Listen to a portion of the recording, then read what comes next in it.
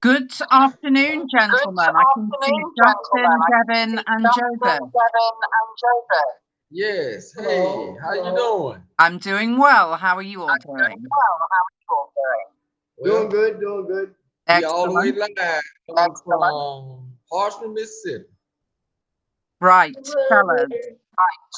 We were having a rather animated discussion last night about frustrations with how the system, particularly in the southern states in the US, is allowed to what we would call here dilly-dally, which means feet dragging, to an extent where things can seem to get dragged out for a decade rather than even just for a year. We just Yes. had a case come up in Florida when somebody actually has a death warrant signed, and only now has the court agreed to some DNA testing, having withheld that for many, many years in this guy's case. Who wants to kick off talking about that? Well, I think it's a travesty because this is something that when you're talking about someone's life, Mm, I think that each state has a grave responsibility to make sure that they have the right person and check all of the boxes, mm. especially like I said, when it comes to death penalty, because as Joseph so eloquently said, um, you know, once you take somebody's life, you can't get that back.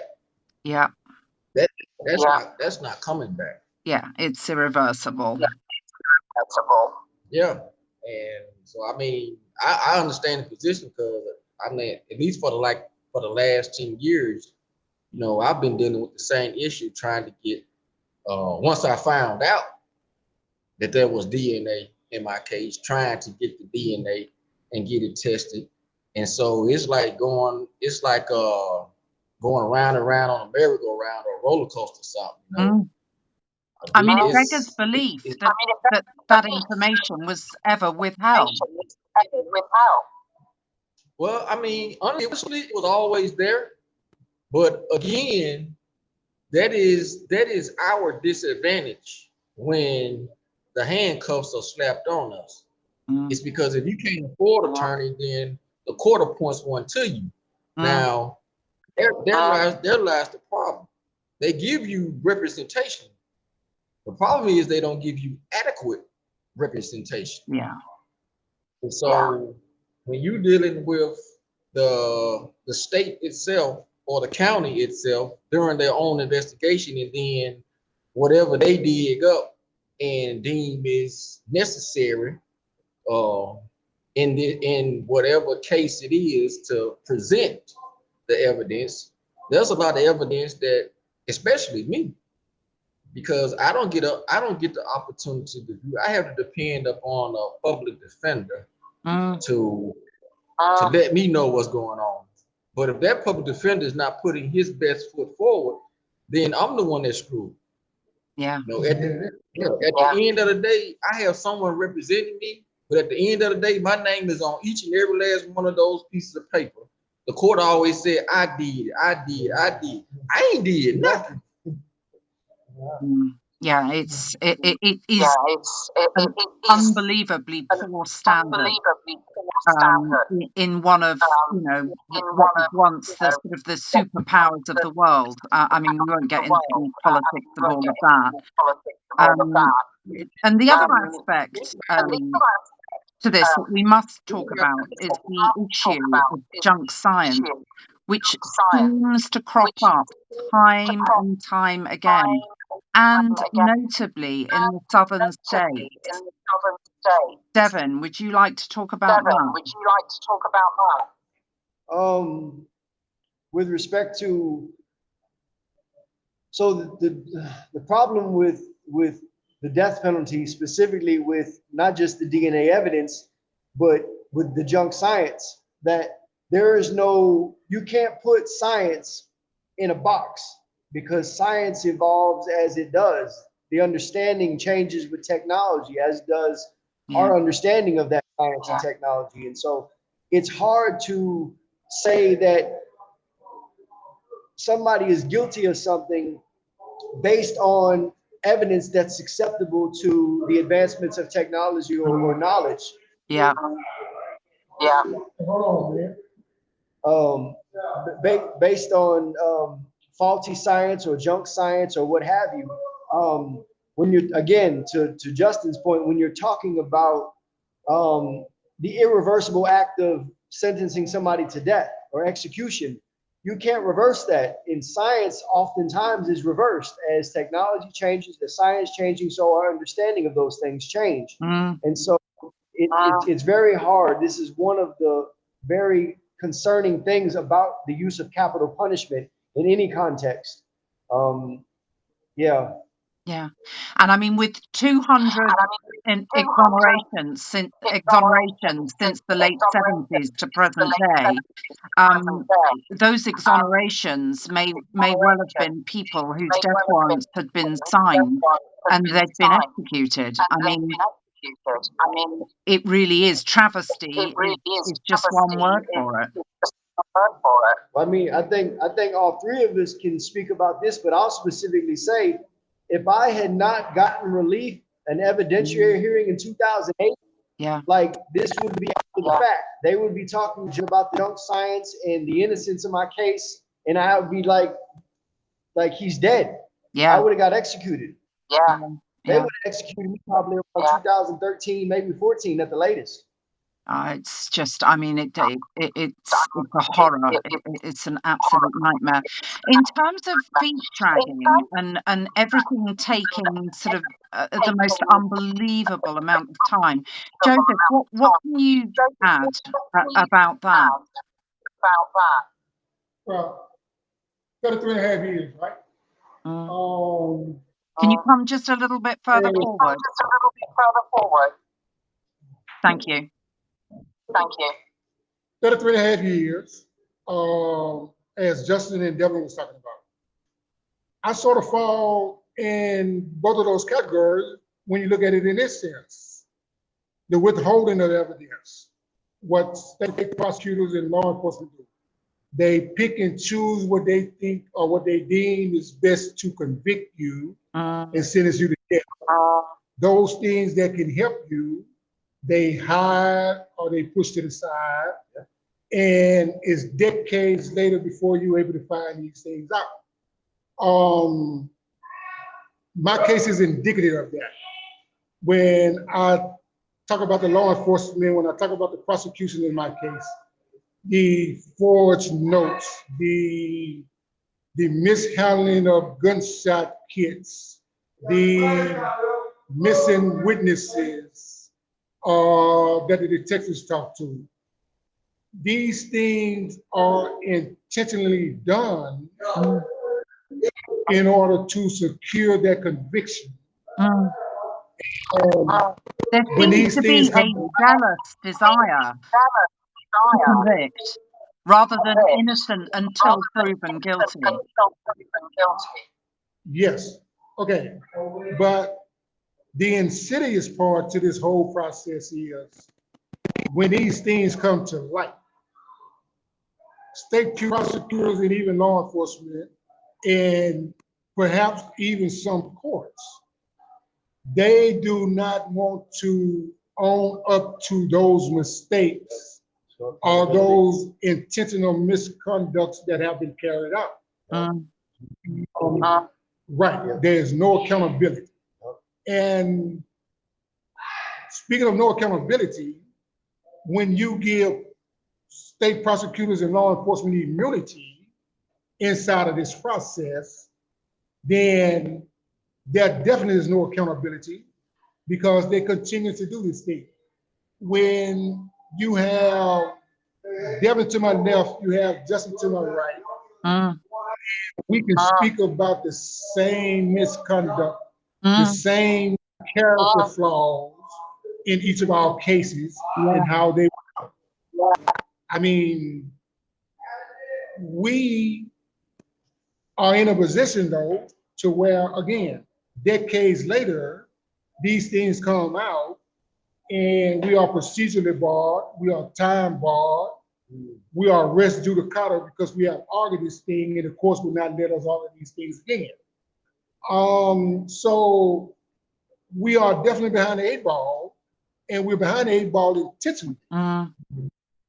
And when I say intentionally, as Justin spoke of, we are giving attorneys that are not death penalty qualified or not capital Yeah. case qualified to begin with.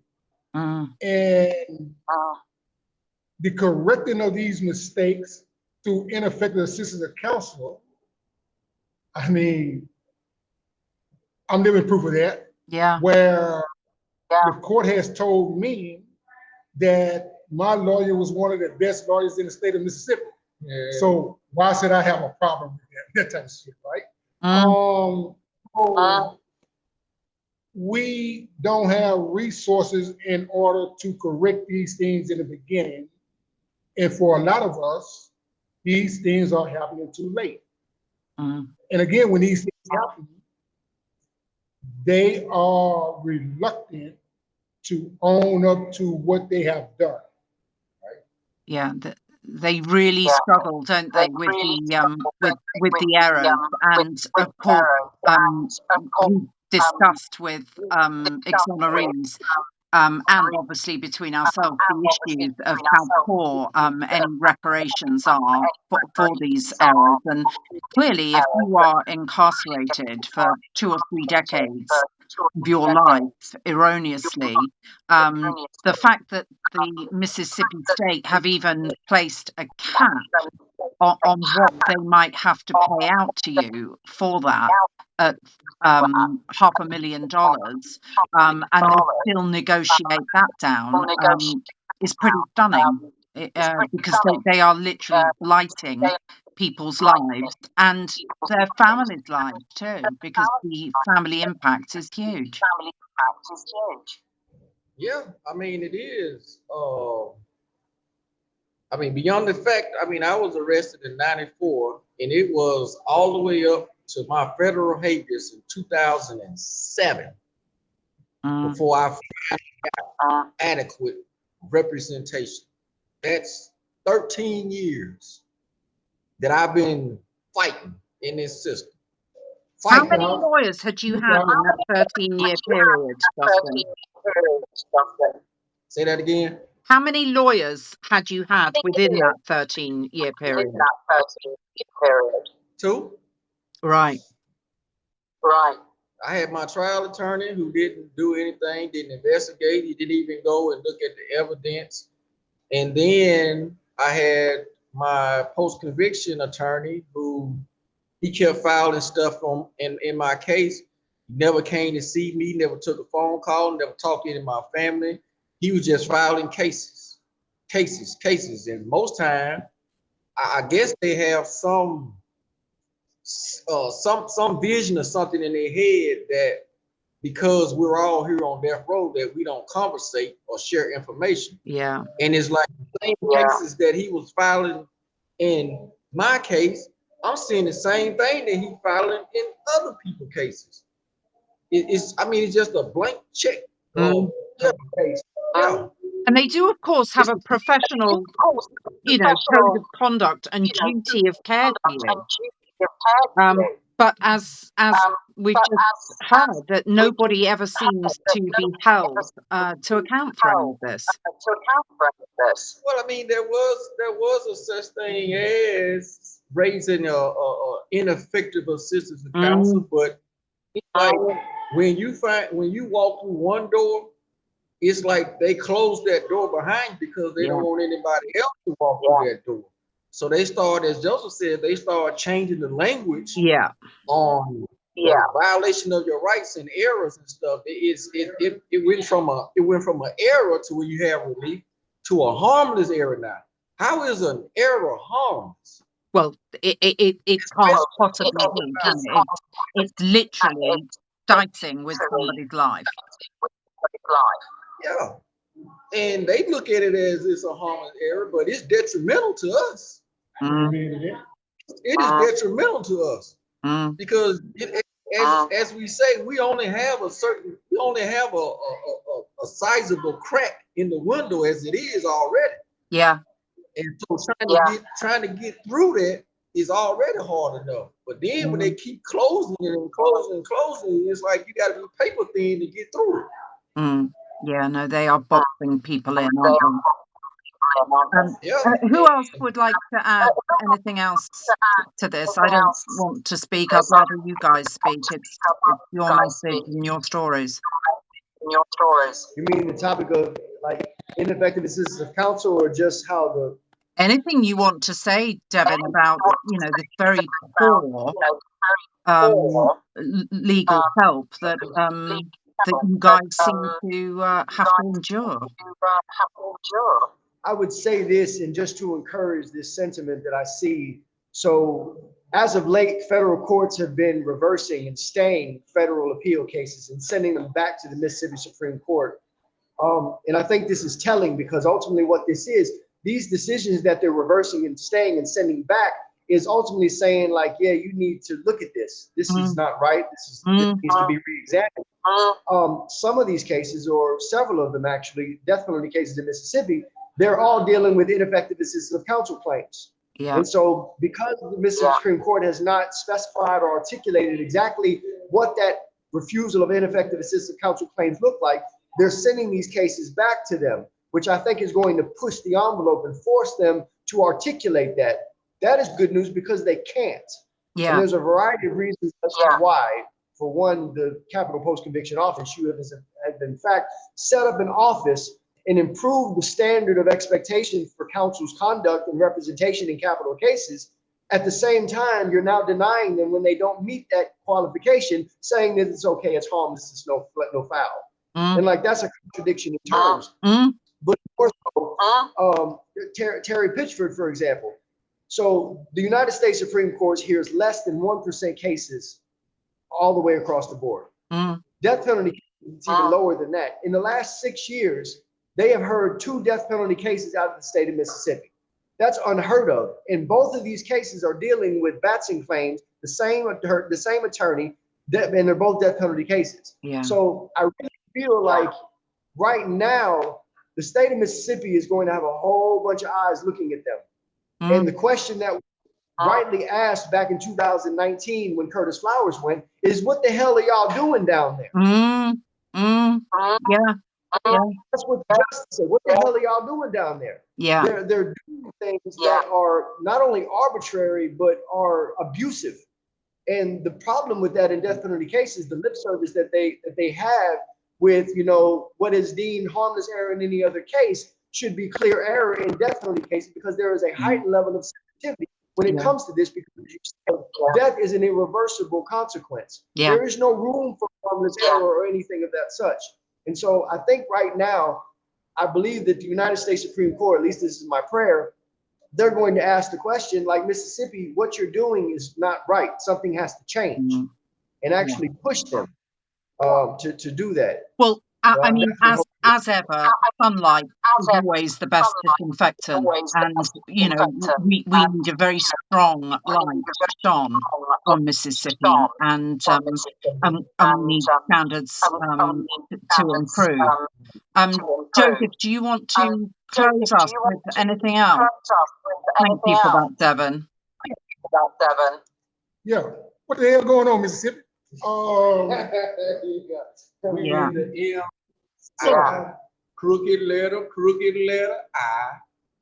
Crooked letter, I. Let's see. What got 4 eyes and can't see? I. Come on, Mississippi. Listen, you can find amusement in joy in even discussing this, and that's quite wonderful. You have to find humor in this thing. If you don't find humor in this thing, you're gonna drive yourself crazy, or you're gonna kill yourself. One of the two. But to pick up on what Devin was speaking about, one of the main problems with Mississippi is our political leaders, our legislators, are refusing to also recognize what is going on inside of Mississippi. Again, from 2017 to 2021, 3 men Yeah. who have served decades inside of this prison on death row have been exonerated. Our free men have been proven to be innocent, and our legislators are quiet. They're mum. They seem to don't have any willingness to say, well, let's stop, hold up, wait a minute, let's see what's going on with the system. Yeah. Why are the 3 men in such a short amount of time? Not the only 3 men now, because more than close to approximately 8 people have been exonerated inside of the city. But 3 men inside of that short span of time should have warned someone from the governor's office, someone from legislative, even inside the courts, to say, stop this thing for a second and let's take a hard look at what we are doing. Can I just say it would be tempting to believe that at some stage in all of this, the Mississippi Black Legislative Caucus might have spoken up. Don't you mean coconut or Oreo or use a lot of descriptions for the thing. Well, their and silence the is reason of why course deafening. oh, without question, because you're looking at men who've been here 33 and a half years, 30 plus years, 20 plus years, and up until recently, we have never even heard of a Mississippi Black Caucus. I mean, like, ahead of the country, you know? So, again, these things speak volumes. They do indeed. I want to thank you. I want to thank you for your time. Appreciate you. Thank you. We talk down the clock as we so often do, but thank you for Justin, Joesph, Devin. Thank you very much. Informative and very interesting, and I'm sure we'll pick back up on this again fairly soon, no doubt. Thanks, guys. Definitely. All right. Okay. Goodbye, Thank Mississippi. you. Goodbye. Thank you.